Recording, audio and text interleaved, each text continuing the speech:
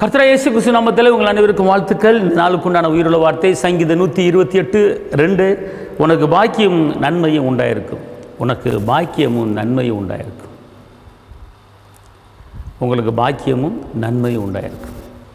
வானம் ஒளிந்தாலும் பூமி ஒளிந்தாலும் என் வார்த்தை ஒழியாது என்று சொன்னவர் இந்த காலை வேளையில் உங்களை பார்த்து சொல்கிறார், இன்றைக்கி உங்களுக்கு பாக்கியமும் நன்மையும் உண்டாயிருக்கும். அப்படின்னா நன்மை என்றால் எத்தனையோ நன்மைகள் இருக்கிறது.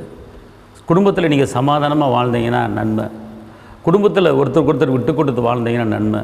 கர்த்தரை நீங்கள் ஒரு மனதோடு தேடினீங்கன்னா நன்மை. உங்கள் தேவைகள் சந்திக்கப்பட்டால் நன்மை. என் தேவன் தம்முடைய மகிமையின் ஐஸ்வர்யத்தின்படி உங்கள் குறையெல்லாம் கிறிஸ்து இயேசுக்கள் மகிமையில் உங்களுக்கு நிறைவாக்கிட்டாருன்னா நன்மை. உங்கள் பிள்ளைகளுக்கு நல்ல எதிர்காலத்தில் கர்த்தர் வாழ்க்கை அமைச்சு கொடுத்தாருன்னா நன்மை. குடும்பத்தில் ஒருத்தருக்கு ஒருத்தர் ஒரு மனதோடு வாழ்ந்தீங்கன்னா நன்மை. சகோதரர் ஒருமித்து வாசம் பண்ணீங்கன்னா நன்மை. இப்படிப்பட்ட நன்மைகளே கர்த்தர் உங்களுக்கு செய்ய போகிறார்.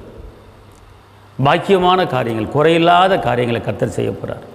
அவர் ஒரு காரியத்தை ஏசப்பா சொன்னார்னா சொன்னதான், வாக்கு மாற மாட்டார்.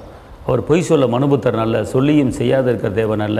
அவர் சொல்ல ஆகும், அவர் கட்டளையிட நிற்கும். அவர் கைவிடாத கண்மலை, கைவிடாத மீட்பர், கைவிடாத இரட்சகர், வெட்கப்படுத்தாத கர்த்தர், தலைநிமிர பண்ணுகிற கர்த்தர் உங்கள் வாழ்க்கை தலைநிமிர பண்ண வைக்க போகிறார்.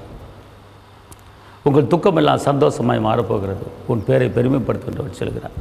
தாப்பனே, இந்த நாளிலே இந்த வார்த்தையை கேட்டுக்கொண்டிருக்கிற ஒவ்வொருவருக்கும் அப்படி சமூகத்தில் வருகிறேன். நான் இப்போது உங்களுக்காக ஜெபிக்க போகிறேன். இந்த வாக்குத்தத்தை பிடித்து கொள்ளுங்கள். இந்த நாளுக்கு உண்டான வாக்குத்தத்தம், எனக்கு பாக்கியமும் நன்மையும் இன்றைக்கி உண்டாக போகுது. எனக்கு பாக்கியமும் நன்மையும் இன்னிலிருந்து உண்டாக போகுது. எங்கே சொல்லுங்கள் பார்ப்போம். எனக்கு சங்கீதம் 128:2 படி எனக்கு பாக்கியமும் நன்மை உண்டாயிருக்க போகுது. எனக்கு பாக்கியமும் நன்மை உண்டாயிருக்க போகுது. இந்த நாளில் நான் தோற்று போன காரியத்தில் வெற்றியை பார்க்க போகிறேன். வெட்கப்பட்ட இடத்துல தலைநிமிர பண்ண போகிறேன். என்னுடைய பலவீனத்தை நான் பார்க்க போகிறேன் அப்படின்னு சொல்லப்பட்டிருக்கிறது. அதனால் வேதம் சொல்லுகிறது, நீங்கள் சுகத்தை கூற வேண்டும் என்று சொல்லப்பட்டிருக்கிறது. பலவீனத்தை கூறக்கூடாது, பலவீனத்தை அறிக்கை பண்ணக்கூடாது, சுகத்தை சொல்லுங்க அப்படின்னு வேதம் சொல்லுகிறது. நான் விசுவாசித்தேன், நான் பேசினேன் என்று சங்கீதத்தில் கொரிந்தியரில் சொல்லப்பட்டிருக்கிறது. எந்த காரியத்தை நீங்கள் விசுவாசிக்கிறீங்க, எந்த காரியத்தை நம்பி இருக்கிறீங்க, அது நீங்கள் பேசுங்க. அப்போ என்ன பேசுவது? எனக்கு காண்டாமிருகத்துக்கு உண்டான ஒத்த பலன் இருக்குது, நீங்கள் பேசி பாருங்கள். எனக்கு விரோதமாக உருவாக்கப்படுகிற எந்த ஆயுதமாக இருந்தாலும் அது வாய்க்காது போகும், பேசி பாருங்கள்.